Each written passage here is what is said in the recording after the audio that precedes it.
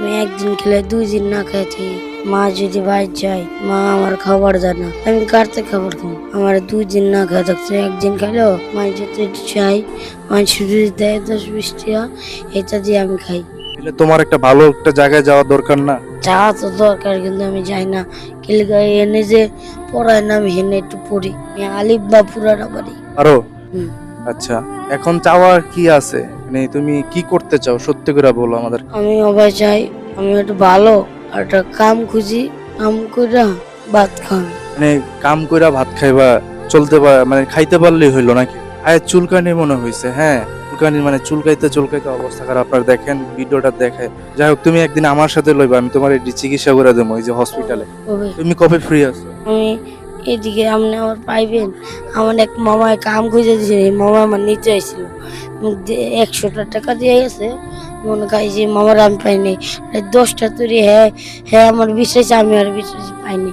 তারপর পাইনি, তারপর আমি বলছি। সমস্যা নাই, আমি একদিন তোমার এটা নিয়ে চিকিৎসা করে দেবো না, ঠিক আছে? আমার সাথে একদিন লইও। আজকে তো সময় নাই, আজকে তো পারবো না, অন্যদিন তুমি লইও, তোমার এটি চিকিৎসা করে দেবো। দর্শক আসলে দেখেন ওর চিন্তা ভাবনা কেমন। ও মানে ব্যবসা ট্যাবসা কইরা ওর মাকে চালাইতে চায়, 1000-2000 টাকা ওর মাকে দিতে চায়। দেখেন ওর জীবন আসলে খুবই কষ্টের। এই রেল স্টেশনে থাকে, মানুষের চাইয়া দেয়া, মানে কিছু টাকা দিলে হয়তো খাইতে পারে, আর কিছু টাকা না দিলে খাইতে পারে না। আসলে ওদের ওদের গল্প যখন শুনি আসলে নিজেরই খারাপ লাগে, নিজের অজান্তেই খারাপ লাগে। এই জায়গা থেকে এই মানুষগুলা, এই বাচ্চাদের এবং এই ধরনের শিশুদের পাশে সকলেরই থাকা উচিত, এদের পাশে আসা উচিত। এদের যদি একটা ব্যবস্থা করে দেওয়া যায়, স্থায়ীভাবে একটা ব্যবস্থা করে দেওয়া যায়, ধরেন ছোটখাটো একটা ব্যবসা বা পড়ালেখার মানে যে কোনো একটা স্থান, সুন্দর একটা বাসস্থান, মানে চিকিৎসা, এই যে চিকিৎসা কিন্তু পাচ্ছে না শরীরে, কিন্তু তার এই যে চুলকানির মতো এই জিনিসটা হয়েছে, কিন্তু এই চিকিৎসা হচ্ছে না।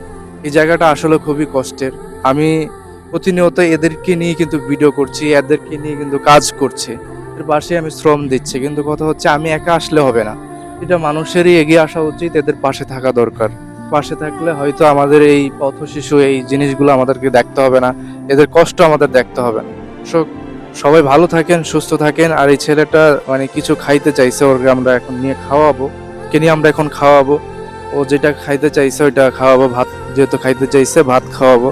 তো দর্শক সবাই ভালো থাকেন, সুস্থ থাকেন। আমাদের এই ভিডিওগুলো যদি আপনাদের কাছে ভালো লাগে অবশ্যই শেয়ার করে দেবেন। আর আপনারা প্রচুর পরিমাণে আমাদের ভিডিও দেখেন, কিন্তু আমাদের পেজটা ফলো করেন না। পেজটা যদি ফলো করে দিয়ে থাকেন তাহলে দেখা যাচ্ছে আমরা পরবর্তীতে যে ভিডিওগুলো করব সেই ভিডিওগুলো আপনাদের সামনে যাবে। অবশ্যই দয়া করে আপনারা আমাদের পেজগুলো ফলো করে দিবেন, তাহলে আমরা এই কাজগুলো কন্টিনিউ করতে পারবো এবং প্রতিনিয়ত করতে পারবো।